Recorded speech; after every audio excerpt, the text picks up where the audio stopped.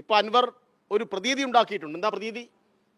ഞാൻ ശരിയുടെ പക്ഷത്ത് നിന്നുകൊണ്ട് ഈ പോലീസ് സേനയിലെ പുഴുക്കുത്തുകൾക്കെല്ലാം എതിരായി പോരാടുന്നു. സ്വാഭാവികമാണ്. എന്താണ് പോലീസ് സംവിധാനം എന്ന് പറഞ്ഞാൽ?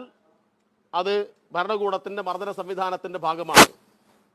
അത് ആ നിലയിൽ വിശദീകരിച്ചാൽ ആ നിലയിൽ തന്നെ കാണേണ്ടി വരും. അപ്പോൾ സ്വാഭാവികമായിട്ടും ജനങ്ങൾക്കിടയിൽ നിന്ന് പല വിധത്തിൽ എതിർപ്പുകളൊക്കെ ഉണ്ടാവും. ആ എതിർപ്പുകളെ മുൻനിർത്തി താൻ ഉന്നയിക്കുന്ന ഒരു തെറ്റായ കാര്യത്തിന് സാധൂകരണം കണ്ടെത്താനാണ് അദ്ദേഹം ശ്രമിക്കുന്നത്. അപ്പോൾ കുറേ ആളുകൾ പോലീസിനെതിരായിട്ട് അൻവർ പറയുന്നു, കുറച്ച് ലൈക്കും കമൻ്റൊക്കെ കൊടുത്തിട്ടുണ്ട്. അതൊക്കെ കണ്ടിട്ട് ഇടതുപക്ഷത്തെ വെല്ലുവിളിക്കാൻ അൻവർ ആയിട്ടില്ല.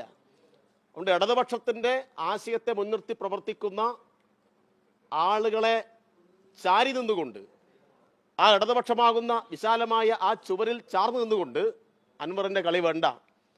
അൻവർ ഇപ്പോൾ രാഷ്ട്രീയ എതിരാളികളുടെ കൈക്കോടാലിയായിട്ടാണ് പ്രവർത്തിക്കുന്നത്.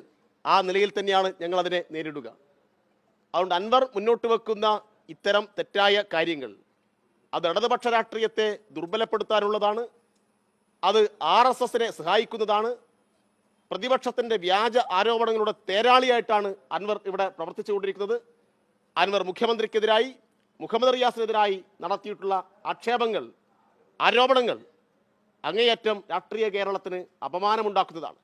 മറുനാടൻ മലയാളി ഷാജൻ സ്കറിയുടെ മറുപതിപ്പായിട്ട് ഈ അൻവർ അധപ്പതിക്കുന്ന കാഴ്ചയാണ് നമുക്ക് കാണാൻ വേണ്ടി കഴിയുന്നത്. അതുകൊണ്ട് കേരളത്തിൻ്റെ ഒരു ചരിത്രമുണ്ട്. ആ ചരിത്രം അൻവർ മറന്നു പോവണ്ട.